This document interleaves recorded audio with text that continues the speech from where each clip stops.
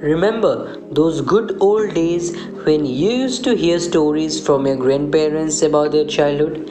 The stories of the majestic oak under whose shade all used to frolic around, or even the stories of the kids jumping around and hanging from the trees. And surely you'd all have wished for that one swing hanging from that mighty banyan branch which used to be the ideal hangout place for all the kids. The days of greenery all around, birds chirping on the trees, squirrels sprinting to and fro, all which seems like a visual from our dreams now. Let's just look outside our window. What do we see? You would be really lucky if you are able to squint at even one small tree in your periphery. That's what we have done to our Mother Nature. We may have steadily become quite advanced with the onset of industrialization and globalization, creating new-fangled technological gizmos every day, but we surely are losing out on our humanity exponentially. Man's attitude towards forests is evolving with human civilization, ranging from venerating them as sacred for their immensity, fearing them due to dangers associated with forests, finding them as impediments to agricultural development, to seeing them as source of economic value. Since 1990, it is estimated that 420 million hectares of forest have been lost through conversion to other land uses, although the rate of deforestation has decreased over the past 3 decades. With a boom in our population growth and increase in demand for food has people running to the forest and encroaching upon its assets. Agricultural expansion continues to be the main driver of deforestation and associated loss of forest biodiversity. Large-scale commercial agriculture accounted for 40% of tropical deforestation between 2000 and 2010, and local subsistence agriculture for another 33%.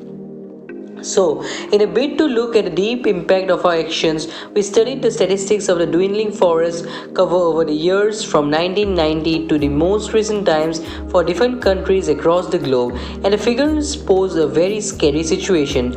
We know that almost half of Russia is covered with forest. However, much of the vast country's woodlands, which absorb millions of tons of CO2, are under threat from mismanagement, illegal deforestation, and corruption. Between 2000 to 2013, 21 million hectares or 7.5% of the total intact forest area in Russia were lost to fragmentation through human-caused fire, logging, and mining. In the last 40 years, the Brazilian Amazon has lost more than 18% of its rainforest, an area about the size of California, to illegal logging, soy plantation, and cattle ranching.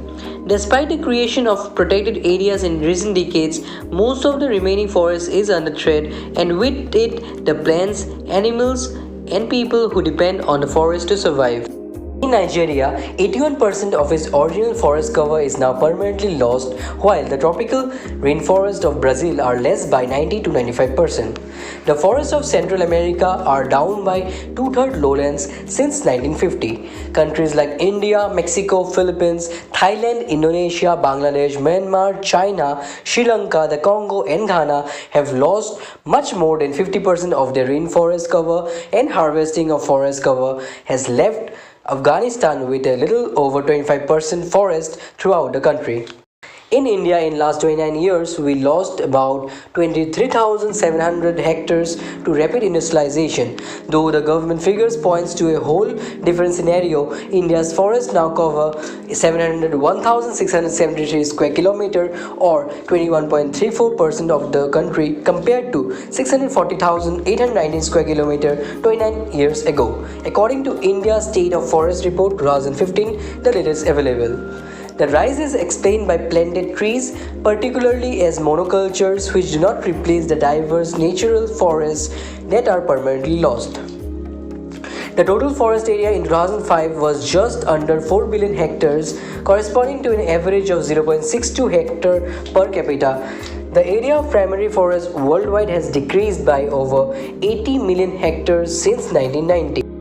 Deforestation continues at an alarming high rate, about 13 million hectares per year. At the same time, Forest planting, landscape restoration, and natural expansion of forest have significantly reduced the net loss of forest area. The net change in forest area in the period 2000 to 2005 is estimated at 7.3 million hectares per year, down from 8.9 million hectares per year in the period 1990 to 2000. Between 2015 and 2020, the rate of deforestation was estimated at 10 million hectares per year, down from 16 million hectares per year in 1990s. Tree planting schemes designed to reduce sandstorms began in China in 1978. Official figures show that China's forested areas have since increased from 12% to 22%, 115 million hectares to 208 million hectares. NASA data shows China and India as global leaders in greening over the past 20 years, accounting for one-third of total extra foliage between 2000 and 2017. However, this figure takes forest to include areas of immature trees or that are temporarily treeless after being harvested. Gains of vegetation that most people would call forest are far less. In the last 4 decades, China has developed systems for calculating and monitoring forestry carbon stores. The China Green Foundation aims to create 3 belts of popular trees by 2030, stretching from northwest China to Central and West Asia nations including Pakistan, Kazakhstan, Iran and Turkey.